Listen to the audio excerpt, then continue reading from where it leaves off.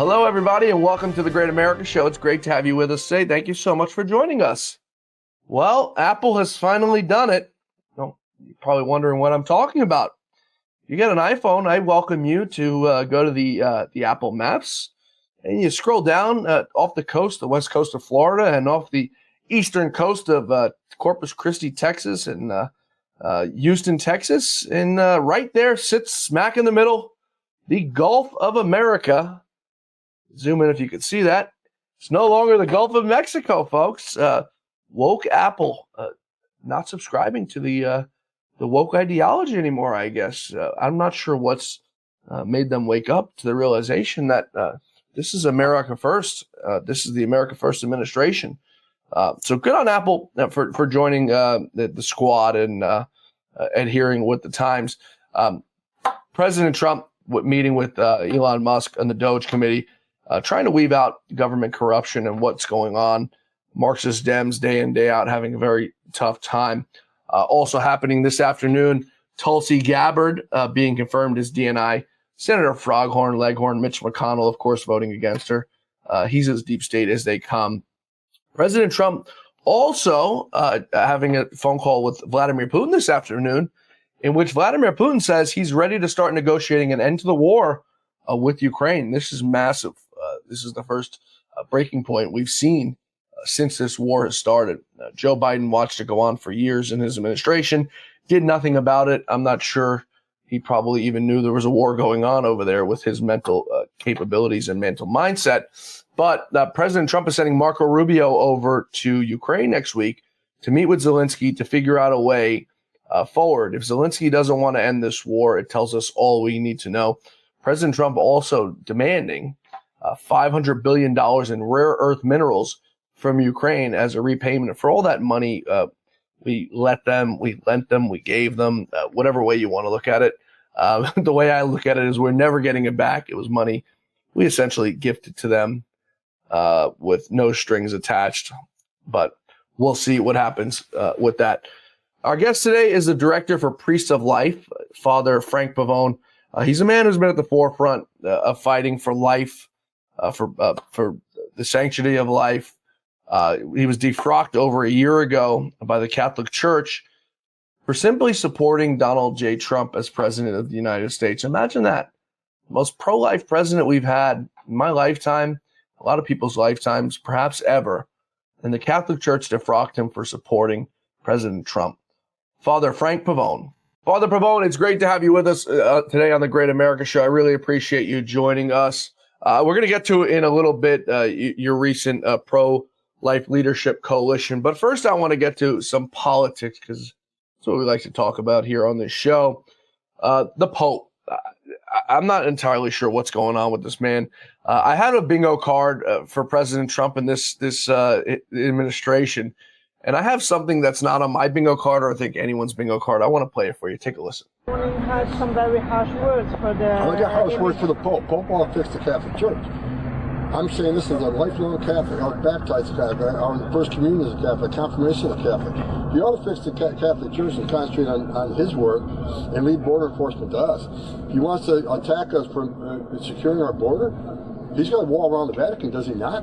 So he's got a wall around to protect his people and himself, but we can't have a wall around the United States. So I wish he'd stick to the Catholic Church and fix that. Tom Homan, President Trump's border czar, hitting him where it hurts. Let's begin with that first. A bit hypocritical of the Pope, wouldn't you say? I think so, John. I think it's very unfortunate that somebody who obviously doesn't understand the United States very well, that Pope Francis would be talking about this. I mean, we see him, receiving Biden over there at the Vatican, and of course, President Trump did visit over there as well. But it's like how much conversation has taken place between the Pope's people and Tom Homan and President Trump's cabinet and officials, and it's like.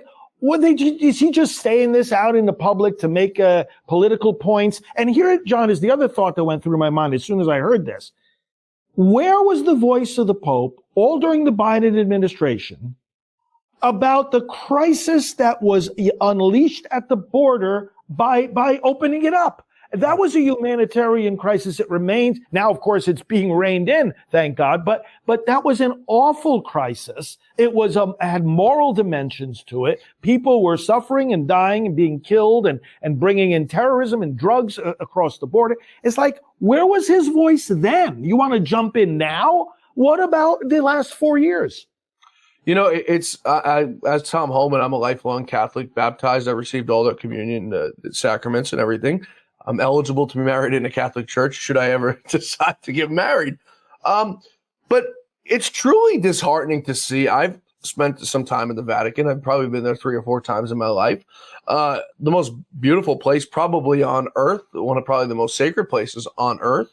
And I just sit back here a few hundred miles away in New York and think about what this man has done to the Catholic Church. When you started your process to become a priest, to become a father, did you ever think you'd see a day where you'd see transgender activity in the Catholic Church? I mean, this is just among some of the craziest things this man has allowed in the church. But something as simple as that, did you ever imagine you'd see a day that would come in the Catholic Church? No, I mean, you study church history and there's bad popes throughout history. And the law of averages is eventually you're going to see another bad pope.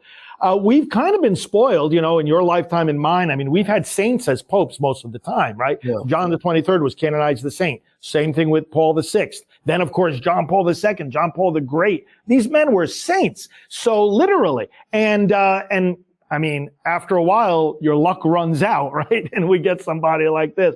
No, he's been a disaster, really. And you know what the biggest disaster is?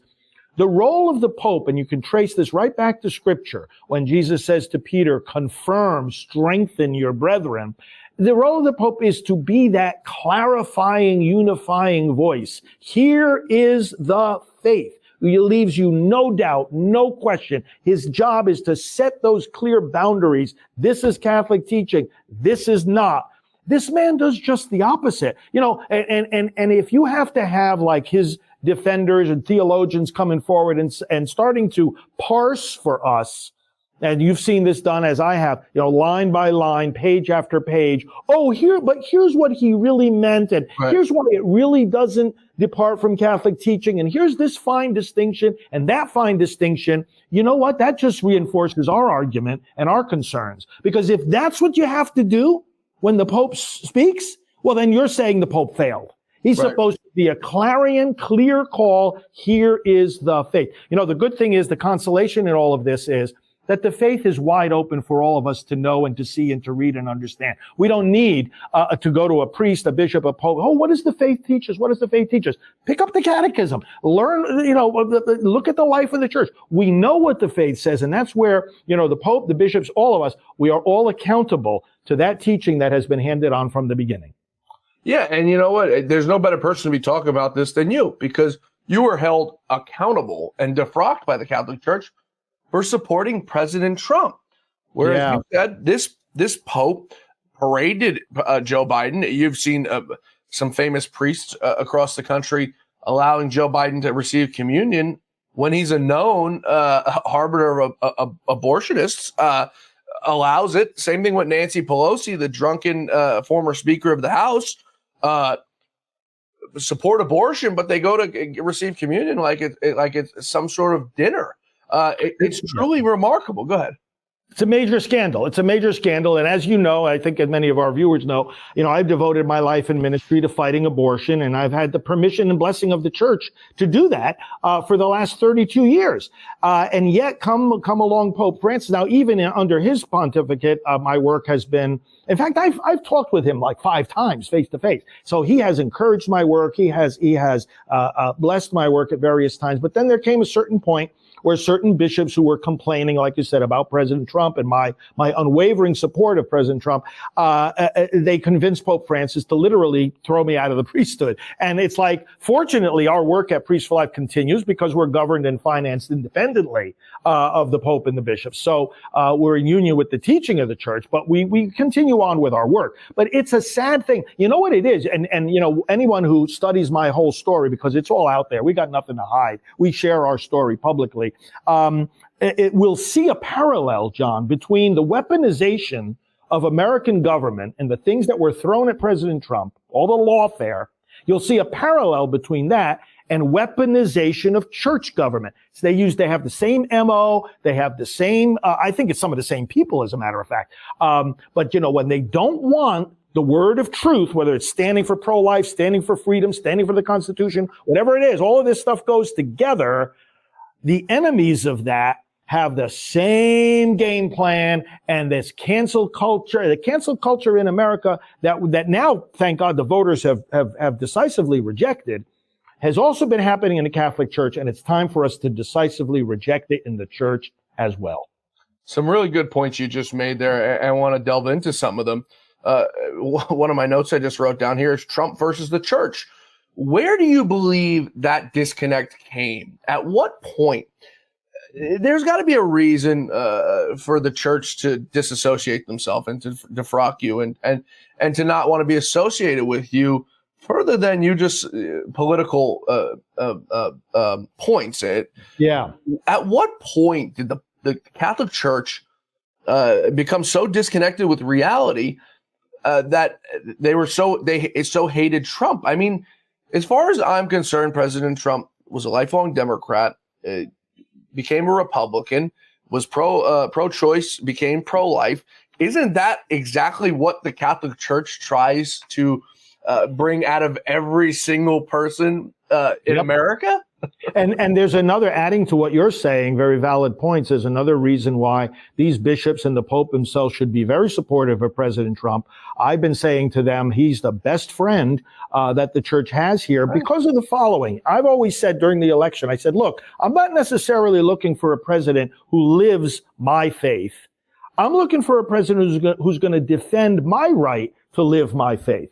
And even when it comes to issues like abortion, which is my primary issue, I'm not looking for him to be able to give the pro-life speeches and articulate this the same way that I would. I'm looking for him to defend the tools I need to articulate that position and to defend the unborn. And that's exactly what he's doing. Freedom of speech. He released the pro-life prisoners from what he called the Biden gulag. He's strengthening our freedom of expression, even for clergy in the pulpit. President Trump has been strengthening their freedom to say what's on their mind. So it's like he's the best friend we've got. I think that, to your question, it probably goes back a long time, and I think that now that we are pulling the veil away off of the deep state, we see the stuff that just very recently has been happening with exposing all this absolutely crazy spending that's been going on, right? Millions of dollars to help people in other countries to use the right pronouns for genders that don't even exist,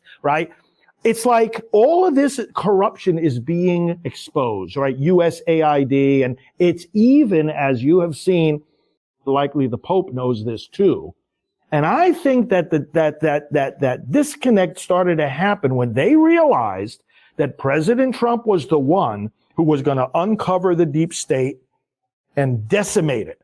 Because I'm convinced that there's a lot of connection between the deep state and what we can call the deep church. And once they realized, I think they realized it pretty quickly, that President Trump as president was not going to tolerate any of this corruption, that's when they started to say, we've got to keep this man from getting into power. You bring up two really good points, and I want to take a quick break here because I want to spend a whole segment on this, the deep state and the deep church. There's so much to talk about, and there's so much detail to go into. I don't want to come up against a hard break. So we're going to take a quick break here. We're talking with Father Frank Pavone. He's the director for Priests for Life. We're coming right back, folks. Stay with us. I'm excited to announce that we're having our first ever mega sale on overstock clearance and brand new products. For example, save over 50% on this season's flannel sheets. Queen size only $59.98. Kings only $69.98. They sell out fast every year, so order now. Save 20% on our brand new My Crosses. They're designed in the likeness of the one I've worn every day for over 20 years. They come in men's and women's, and they're made right here in the USA. Get our 2025 six-piece My Towel sets for only $29.98. Our initial quantities are extremely low, so get them now before they go. And our best-selling standard My Pillows, just $14.98. So go to MyPillow.com or call the number on your screen. Use this promo code to take advantage of our first ever mega sale. But wait, remember that $75 free shipping rule? Well, that ship has sailed because right now, every order ships absolutely free. Folks, we're back. We're talking with Father Frank Pavone. He's the director for Priests for Life. Father, where can they follow all your work if they want to donate? Yes, well, yeah, thank you, John. On social media at FR Frank Pavone. That's FR Frank Pavone on all the major platforms, starting with Truth Social, of course. And then our political website, I think our viewers will be very interested in Pro-Life Vote. It's prolifevote.com, and they'll be connected with all our other resources there as well. Prolifevote.com, folks. Go there, check it out. Check out all the great work that Father Frank Pavone is doing. Before we went to break there, we were talking about deep state versus the deep church and the weaponization of the church. Let's start with the deep state and the deep church. What characteristics do you think it is that the deep church feared in President Trump when President Trump came around in 2016? What were they so worried about President Trump uncovering? Now, the other thing, too, is President Trump is extremely practical. You know him. I know him. He's not the kind of man where you have to write letters to and you have to go through procedural things. He's the kind of man, Father, where if you were in a meeting with him and you asked him for something and he said yes to you, it would get done. There's no red tape. Right. And that's exactly a threat to some people because there's a lot of people and paper pushers and wannabe high-paid attorneys who want everything to go procedurally done, whereas President Trump just wants to get it done. So that's the issue I see with a lot of these people who saw him as a threat. What are some of the things that you saw characteristic-wise of the weaponization of the church and the weaponization of Donald J. Trump? Yeah, I think part of it has to do with the, the freedom of people to speak. There is of course, America is based on the genius that if you have people saying bad things, false things, well, then the way to correct that is not for power from on high to censor or silence.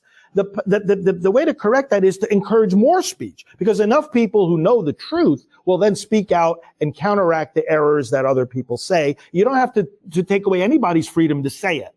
Now, within the Catholic Church, there's far less free speech than one might think.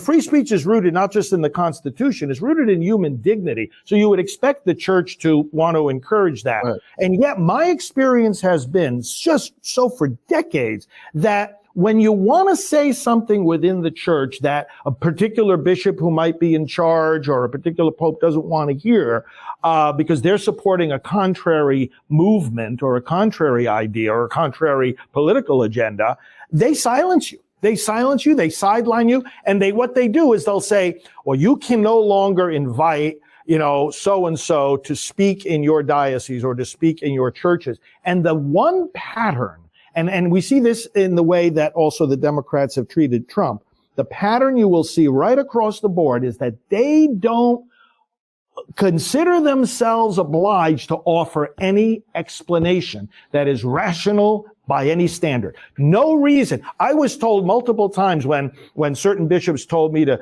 keep quiet about my pro-life message, believe it or not, and about my political opinions, told me to keep quiet. I said, well, can you point to anything that is contrary to the church teaching? Because, hey, if I've said something contrary to church teaching, either I'm going to correct it or I'm not going to claim to embrace church teaching anymore. But they couldn't offer any example of that. And you know what they actually told me? Literally, I was sitting down with a cardinal one time and he said to me that we don't have to give you any reason.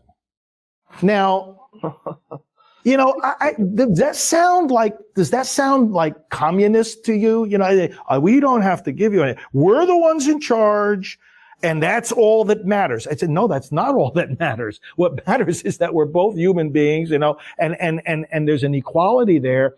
So the censorship is one, and why? What would they want to censor? There's a lot of the opposition to President Trump we know has come from the globalist community, right? This notion that nations really don't matter that much. We want to create, one world government and one world economy and all this stuff. And President Trump is like, no, America first. Right. America matters. That flag stands for something. And this is where we have to stand. And there are those in the church, I think at the level of the Vatican, and a lot of the bishops, they really are into this globalist thing. And they want to silence anything that's going to challenge that, or even to make, it's not even the arguments against it. It's even to make people aware that there's a problem in the first place. I think Mark Levin has done a great job here with his book, The Democrat Party Hates America. Yeah, a nice thick book. I was referencing it all during the recent election. I said, people got to read this because it's not just it's not a hyperbolic statement. It's not just venting. It's a conclusion of a lot of scholarly research. The Democrat Party does hate America. And a lot of the reasons for that are I think, shared by some of these church leaders. You know, I was at a church for a funeral, a mass, maybe 2 or 3 months ago for my uncle who passed away from 9/11. It was a New York police officer, and died from 9/11 related injuries, died from brain cancer from it. That's a whole different story about how New York City tried to scam out these first responders, and these brave folks didn't want to pay out the families when they died. Totally sick. But what can you expect from New York? And we're sitting there for the eulogy from this priest. And first of all, it's very hard. People who don't go to church don't realize this, to get an American priest these days. It's a lot of foreigners who come to America who want to be priests, right. And God bless them. But the truth of the matter is you listen to some of these masses and you really can't understand what some of them are saying with the thick and heavy accents. So you have to put in a little extra good word to get an American speaking priest. So we do that. We get an American priest, a man who spoke so everybody can understand him. And this man starts talking about loving and caring for one another and being inclusive. And I was sitting there looking at the casket, and my uncle's like a hardcore Republican. And I'm sitting there and I'm going, Uncle Bob is rolling over and rolling over and rolling over. But we're sitting there for a eulogy, and these guys have the audacity to go ahead and start talking politics about being inclusive. And I almost wanted to get up and say something, but I didn't want to be that member of the family. But it's all throughout there, and it's with the race. We're in Black History Month right now. I was at an event the other day, and they start reading about Black history, and I got up and walked out. I'm not racist, but it's not inclusive when you're separating two races. Okay. Right. That's what we fought against. Segregation is what we fought against, so that we're all one people. Doesn't matter skin color. We're all the same on the inside. And for you want me to sit there and listen to you preach about Black people doing this, it's disrespectful to the Black folks who want to be just like everybody else and treated just like everybody else. Your thoughts? Yeah, exactly. And so many of these pastors they're deep into this racism, LGBTQ and whatnot. It's allowed because of a weakening of the faith, whereby you say, you take one half of the gospel message. So the one half is, hey, we're here for everybody. Everybody is welcome. Well, that's true. We're here for everybody. Everybody's welcome. But then the other half of it is, well, when we welcome you, what are we welcoming you to? Right. We're welcoming you to a community that has an identity. That identity is created by a word that has been spoken. It's the word of God, and it articulates a way of life. And that way of life says that certain activities are in accordance with God's will and certain ones aren't. So right away, it's like, who are we? If we can't get this whole thing correct about what actual racism is, versus, the CRT idea of racism. Oh, somehow I'm inherently racist and I can't do anything about it, right? That's completely contrary to the Christian teaching about free will, repentance. How can I repent of something that I didn't choose in the first place? So the whole thing is a denial of the gospel. And we see some of these priests, I think some clergy have fallen into it, John, not even realizing what they've fallen into. I think it's like part of the milieu. They drank it when they were in the seminary. It gets reinforced through their buddies and a lot of them, I don't think they've even realized what they've fallen into. I think a lot of others, including people at the level of bishops, they know exactly what's going on here, and they literally believe in a different religion than those of us who are sitting in the pews like you described you and your family are doing. You're expecting to hear the gospel and church teaching and solid stuff. You want to be fed spiritually. These guys are on a different track and they have a different agenda. They believe in a different gospel. I go to church, and it's sort of like, for people who don't go to church, and I'll admit I don't go as often as I should, but when I go there, I literally feel at peace. I feel like nothing else matters on the outside world. And every time I'm there, I tell myself I should be here every single Sunday, because it's one of the few places where I don't have to walk in with a cell phone. I don't have to be on my phone. I don't have anyone calling me, and I'm at complete peace. So to go there and have to hear this stuff, I'm like, no. I want to. But the other thing the point you bring up, which I sort of agree but disagree with you on, is you'd said that these people are maybe being a little bit indoctrinated. You didn't say the word indoctrinated; those are my words. But in the seminaries, I would agree with you, except the only problem is the folks who are doing this stuff are older generational folks your age. I'm not saying it's a bad thing, but you guys grew up in probably the best times ever. You didn't have to deal with what we're dealing with now. You didn't have cell phones. You didn't have to deal with transgenderism and all this nonsense. Yeah. These are older folks in their 40s and their 50s and their 60s who grew up in the 70s and 80s who have, like, they know right from wrong, okay? Yeah. You have a guy in the seminary now, father, who just got out of high school, just got out of college. I understand a little bit more, but these are folks who are older generational people who have drank the Kool-Aid and completely revolutionized themselves into these woke zealots. Yeah, it's really bad. Some of them have been on the wrong track for a long time. And of course, like we were saying before, we were blessed with a very long pontificate under St. John Paul II. And as a matter of fact, I worked at the Vatican for a little while myself under him in the pro-life office that he had over there. And there were people even back then, they were on the wrong side of the fence, and they would try to oppose or undermine things that John Paul II was doing. So we do have a division here. We have a division, but there is a deep church, just like there's a deep state. They have a different agenda. They have the same MO as what we've seen the Democrats do in the American government, and we've just got to be aware of this. Somebody who has pointed this out in very much detail is Archbishop Vigano, who, like myself, was badly treated by this Pope, and he has nevertheless exposed a lot of this stuff that's going on. Yeah, it's truly remarkable. I just get something here sent over to me here.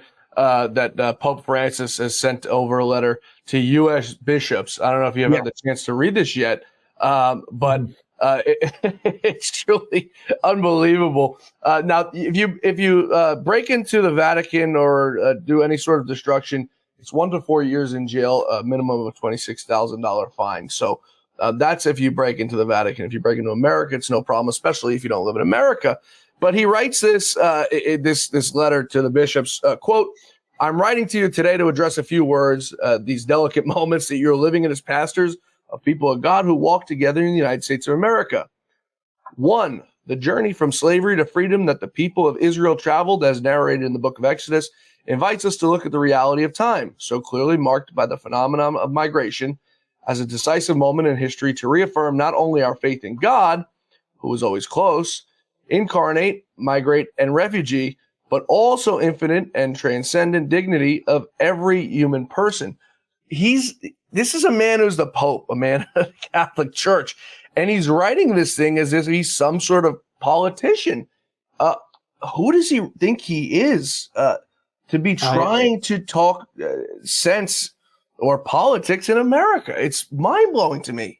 Well, what he has to realize is the American people have spoken. We've made a decision, right, in this election. We have had enough of the open border. We have had enough of gangs coming into our neighborhood. We've had enough of our kids being killed by fentanyl that has come over the border.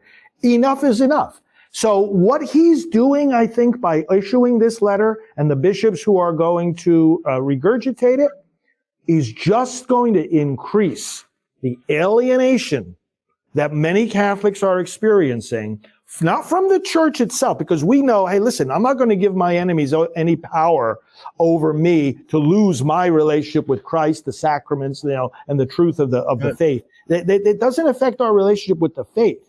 But politically and in terms of recognizing that there are wolves in sheep's clothing here, no, he's only increasing that alienation. This is not going to work. One of the things I was thinking on November 6th, right after we got this great victory in the election, I said, wow, the American people have rejected this open border ideology. And it's really a hijacking of some very legitimate ideas. Of course, these are human beings. Of course, they have human dignity. Of course, we need to welcome people to the extent we are able. And the Catholic Catechism puts those boundaries there. He says the welcoming nation, they've got to have their own laws. They've got to take care of their own people, and they've got to set limits, which then the person wanting to enter the country must obey. So all of that is part of Catholic teaching. But if you hijack that just for a political position, and this is what you're pointing out very, very accurately, then that's wrong. That's a disservice to the people, because you're pretending as if there's only one part of the immigration message. Oh, the dignity of these people and the need to welcome them. I heard one bishop say, an encounter with every migrant is an encounter with Jesus Christ. And my response to him was, yeah, except when they're coming to rape you, kill your kids with drugs, or blow up cities, But we know that people have human dignity, even if they do evil. But the fact of the matter is, that's not the relevant point in this whole problem of how do we protect our nation? How do we control this immigration problem? They're so missing the point. And you got to think this, a lot of these guys, aren't they more intelligent than this? And that's what leads to the question. I mean, ultimately the question boils down to, are you stupid or are you evil, or both, right? I mean, is it that they don't understand this basic point we're making now? Or is that they don't care and they're just pushing a political ideology? Yeah, the overall, we all have hearts at the end of the day, right? We do feel for the folks who have come here to seek refuge, right? As human beings, we have hearts, but at the end of the day, we are a law of nations. And, I tend to think that the overwhelming majority of people who do come here illegally, break the law illegally, are coming for the right reason, to make money and live a better life. But at the end of the day, as I said, we are a law of nations. Now, it takes one bad apple to ruin it for everybody, which is what's happened. We've got drug dealers coming in, sex traffickers, human trafficking. Where does the Pope draw the line? I mean, right. Where do you draw the line that, okay, this guy could come in, but this guy can't come in? First of all. Second of all, why doesn't he open the doors to the Vatican? Why doesn't he open the doors to the Vatican? Why doesn't he build refugee sites in Italy? I'm sure there'd be plenty of refugees from Africa who go up into Europe who would love to live in Italy. Well, and writing a letter like this to the United States bishops, again, from the outside, like he is, and without, a whole lot of consultation with the Trump people, he's been in office just a few weeks now at the point that you and I are talking, would suggest too that it's like, wait a second, why are you perpetuating also this misconception that the Trump administration is being completely non-discriminatory in just, let's kick them all out of the country. That's actually not what's happening. They are prioritizing this. Tom Homan has explained this very well. We're starting with the most dangerous people. You're going to disagree with that? In other words, treat fairly the people you're criticizing and they say, look, they are being discriminatory. They are being common sense. This is going to be an administration of common sense, the Trump administration. Common sense. And they're starting with the worst offenders, and then as things improve, then we address all the rest of it. But, illegal is illegal. Like you say, we're a nation of laws. Illegal is illegal. People, not all the illegal immigrants are criminals. What do you mean? If they're here illegally, they've committed a crime. Right. You can't ignore that. But at the same time, the administration is being smart in the way that they're prioritizing the deportation. It's like, why can't we have a rational conversation about this? Because these are Marxists, Father. It's what they are. I'll give you my 2 cents on it. I don't think Donald Trump's going to wind up deporting. And I'm not saying I agree or disagree with this, but I don't think he's going to wind up going to deport folks who are working in kitchens across America. And working. That's just my personal opinion. I think it's going to be too hard to do. And I think he'll probably lose support of the Republican Party among things like that. That's my personal opinion. I'm not saying, because I know the audience is probably getting red in the face right now that I'm saying this, but that's just my personal opinion of what I think is going to happen. Who knows? We'll see what happens. I want to take one more quick break here. When we return, I want to talk about your pro-life leadership coalition and the letter you just sent to Congress. I also want to talk about some other issues that are plaguing the Catholic Church that the Pope doesn't want to talk about.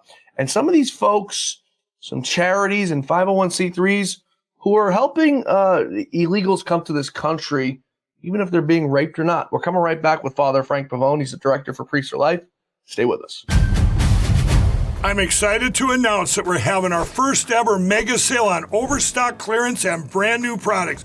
For example, save over 50% on this season's flannel sheets. Queen size only $59.98. Kings only $69.98. They sell out fast every year, so order now. Save 20% on our brand new My Crosses. They're designed in the likeness of the one I've worn every day for over 20 years. They come in men's and women's, and they're made right here in the USA. Get our 2025 six-piece My Towel sets for only $29.98. Our initial quantities are extremely low, so get them now before they go. And our best-selling standard My Pillows, just $14.98. So go to mypillow.com or call the number on your screen. Use this promo code to take advantage of our first ever mega sale. But wait, remember that $75 free shipping rule? Well, that ship is sailed because right now, every order ships absolutely free. Folks, we're back with Father Frank Pavone. He's the director for Priests for Life. Father, what's that website again, where everyone can go if they want to donate or check you out? Oh, yes, Pro-Life Vote, prolifevote.com. Prolifevote.com. You heard the man. Go check it out. We encourage you guys to. Pastor, I'm thinking of talking to Robert Jeffress. Father, I want to turn to an issue that's been plaguing the Catholic Church, which I talk about often on the show because I don't shy away from anything.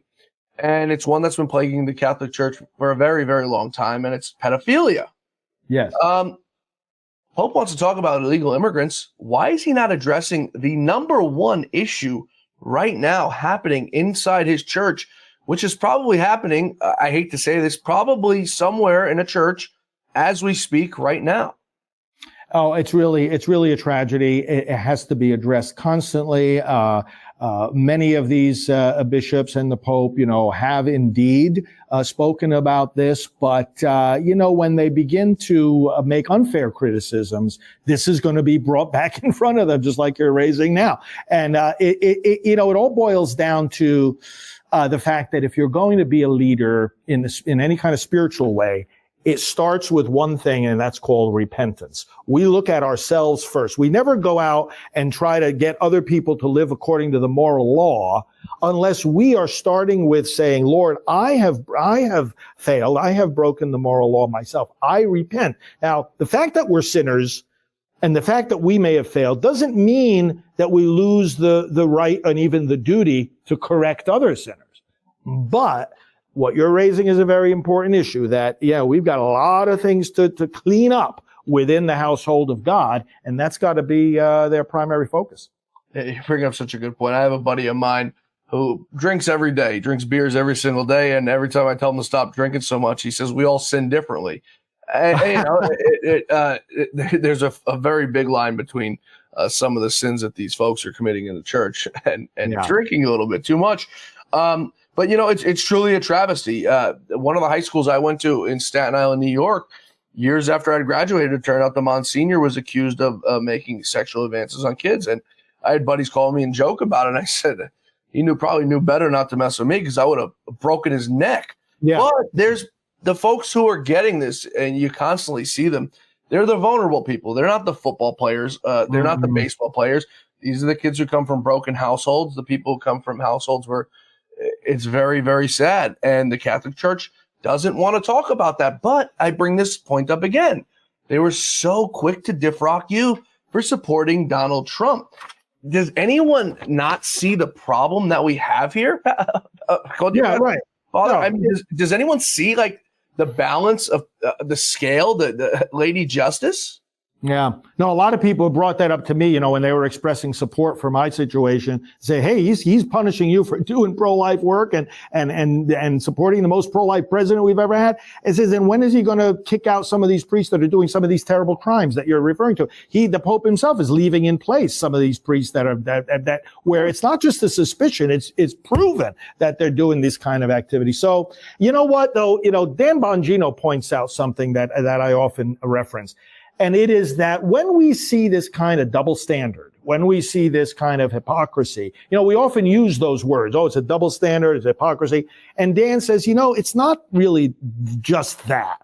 It's hierarchy. And of course, the word has particular application to what we're talking about, the Catholic bishops and the Pope, hierarchy. But Dan even uses it in a more general sense. It's that I have power.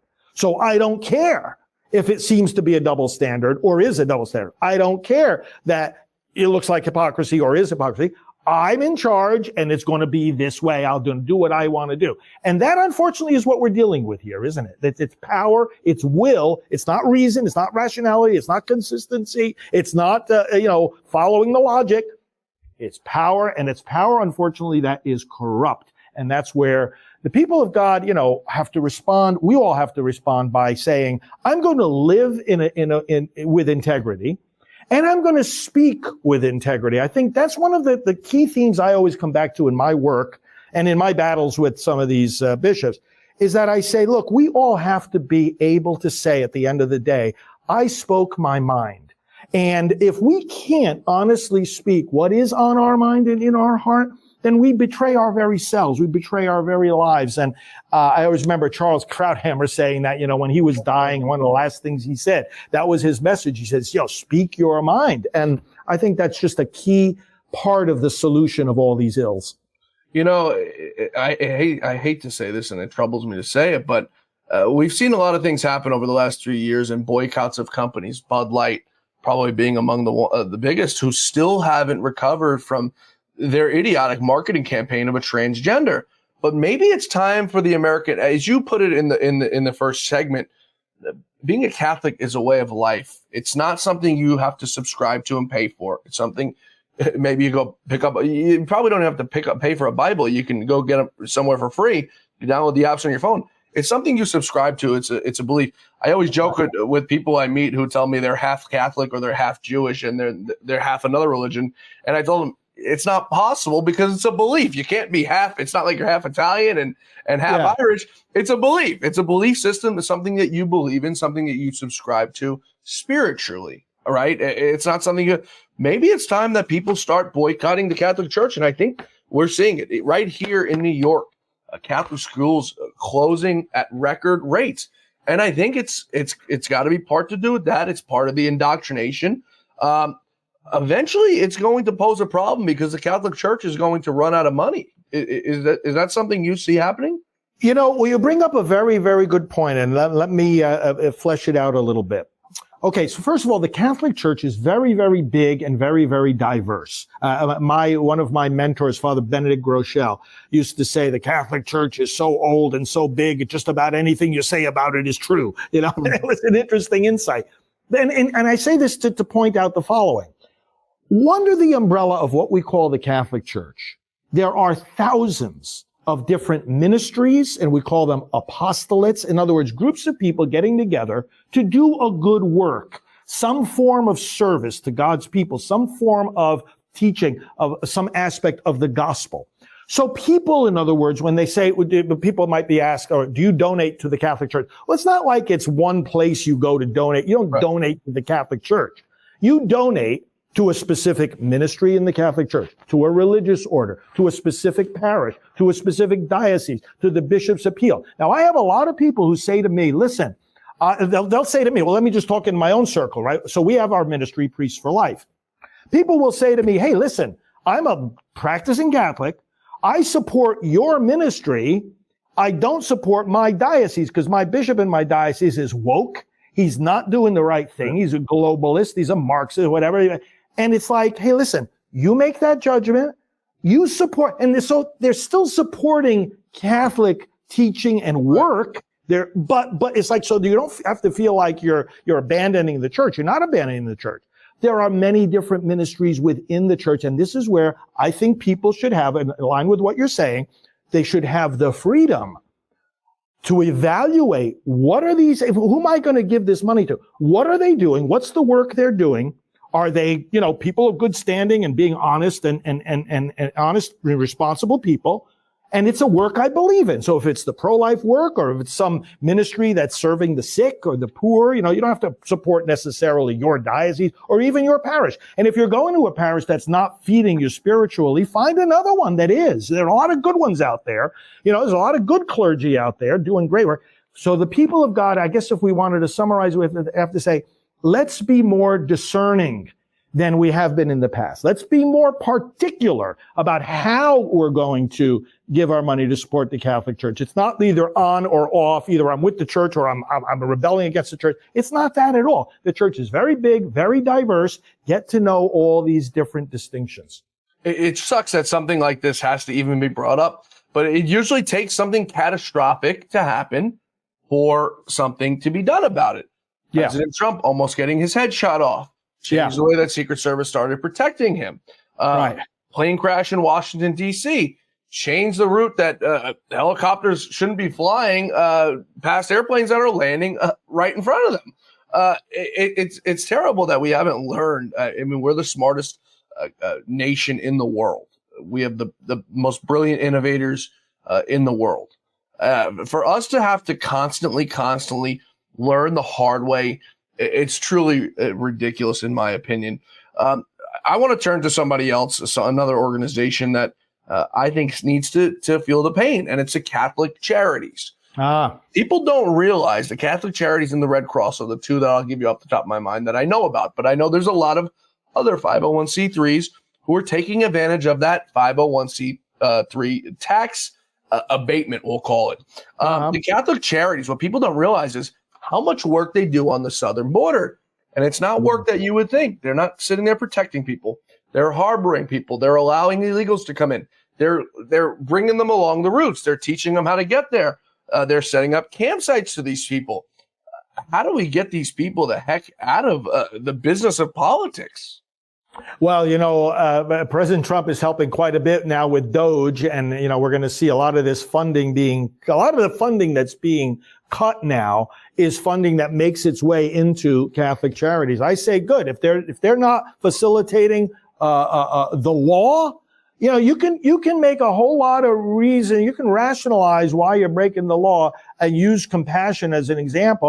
Look, I'm going to go steal. I'm going to go steal from the grocery store later on because I got a friend who's hungry. So I make the argument based on human dignity and my compassion for the hungry man for breaking the law. No, that's not how it works. Exactly. And I think you're bringing up an important point. And I think what we've got to do has already started to happen. We've got, first of all, those now in power in America legitimately. God bless Elon Musk and President Trump, and everybody's working together, identify the problem, and just turn off the money that's going into all of this. And secondly, for the rest of us, we're not in those positions of political decision making, but we have a voice. And I think if we bring attention to these things on social media, in private conversations, even in communications with our pastors, let our pastors start hearing about this. I think we all have a role here, and it just starts with just shedding the light on what's happening, and let's have the backs of our president and all of those he's asking to enforce these things. People like Tom Homan, we saw the clip of him earlier. People like Elon Musk, defend these people on social media, defend them in conversations, in editorials, and everybody just raise your voice really, really loud, really, really consistently. I think, John, that's the path forward. Yeah, and I often tell people on the show, when I tell you something, I don't tell you to take my word for it. I'm giving it to you as fact, but I ask you to go do the research yourself. You can go to cccSNY.org, and that's the Catholic Charities of New York right here. And right on their homepage, it says, Immigration Legal Services. We provide legal consultations, representation, and assistance to documented and undocumented immigrants. We also provide services with office spanning from Manhattan, Staten Island, the Bronx, Westchester. They get these people jobs and they harbor along the way. They're partaking in criminal acts. And the only way for the American people to find out about this is folks like you and I to get the word out to them. Otherwise, they're in the dark. My father goes to an event every single year for the Catholic Charities, gives them thousands of dollars until I went to him and told him, do you know what these people do? And my father's more right-wing than I am. And he didn't have nice things to say, but nonetheless, he never cut a check again. But you that's the way it has to be. It's the word of mouth because people don't know, and it's not their fault. It's, you know what? You think you're giving to a good cause. The same thing with the Red Cross. You think you're giving to a good cause, but who really sees this money? Father Pavone, I promised we'll give you some time at the end of the show to talk about your pro-life leadership coalition. So now's the time. Let's get to it. The floor is yours. As much time as we need to get through this. Well, thank you so much. Like we mentioned already in this program, prolifevote.com is one of our main websites. And what we did recently at our headquarters here at Priests for Life, we gathered together about 60 national pro-life leaders. Now, there are many, many groups, many different groups. Well, we do strive to work together. And for decades, I've been privileged to organize meetings of the pro-life leaders. And one of the things that came out of that meeting was, and people can see this on Pro-Life Vote, is a letter to Congress. One of the key opportunities the pro-life movement has at the moment, and it's actually in line with all this stuff we've been talking about with Doge uncovering, where's all this wasteful spending going?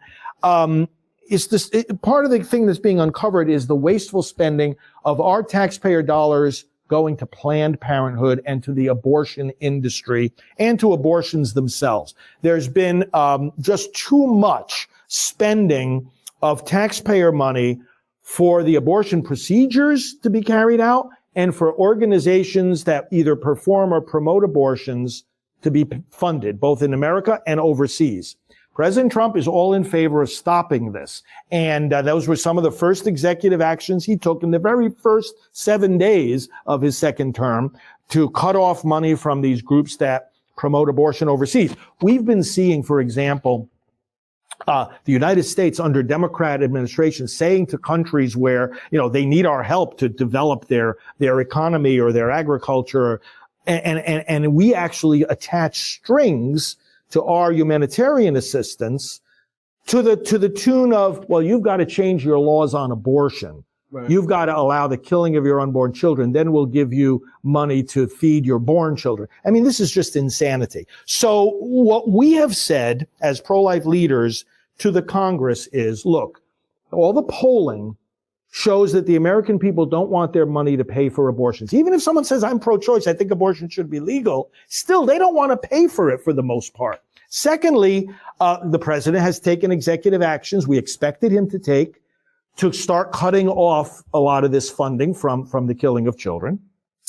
And third, bills have been introduced in Congress. Our friend Congressman Chris Smith, for example, I've worked with him for decades, the no taxpayer funding for abortion right. bill would just simplify and extend across all government agencies this basic norm that no, our money is not going to be used to kill somebody else's baby.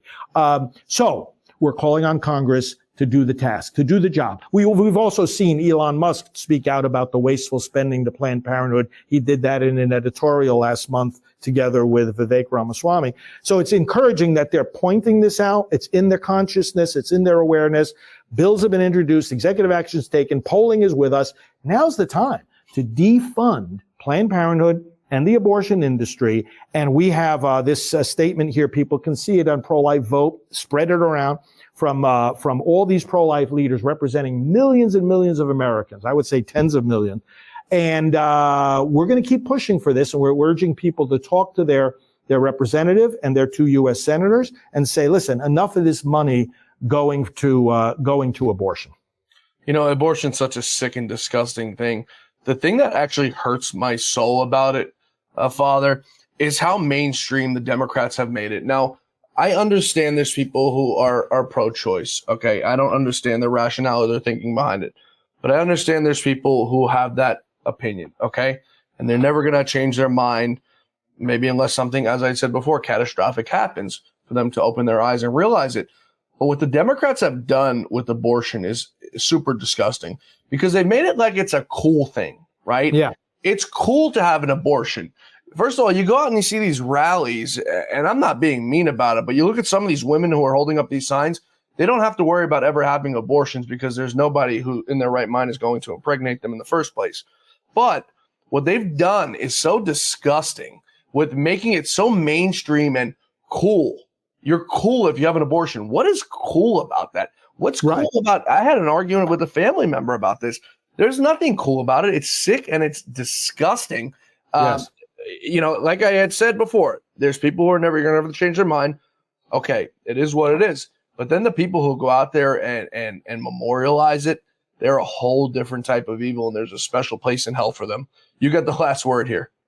Well, I challenge the Democrats, describe what you defend. That's one thing they never do, John. And we have a website called lookatabortion.org. Somebody going to argue about it or say it's a good thing or try to celebrate it? Two websites, Look at Abortion and also Abortion Testimonies. That's our Silent No More campaign. Not only does abortion destroy a baby, and you can see the pictures and the videos of it at Look at Abortion, and these people, they don't want to describe what they defend, but it also harms that mother. People who have lifelong problems with for their fertility, their health, their relationships, their self-esteem, it destroys them. And abortiontestimonies.com gives that. We have a whole movement worldwide of these testimonies. Abortion harms everything it touches. It is disgusting, as you say. Let's face the reality and let's get rid of this cancer on our society. There's not a ban on contraceptives for a reason. I say this all the time to people. With the exception of obviously rape and incest, there's no excuse as to why you're getting pregnant. You can go to the store. You can go to one of these places. You get free contraceptive. You can go to USAID. I heard they spent like $50 million in condoms. There's absolutely no excuses. You don't want to get pregnant. Without the two exceptions I just said, there's no reason for you to get pregnant. There should be no reason we should be even having this discussion. Father Frank Pavone, prolifevote.com. He's the director of Priests for Life. Come back soon. It was great talking with you. Great to talk to you. Thanks so much. Thanks, everybody, for being with us today. Please be sure to join us back here tomorrow for the Great America Show, where our quest for truth, justice, and the American way continues. We'll see you back here tomorrow, same time, same place. Until then, may God bless you, may God bless America, and may God bless the great Lou Dobbs.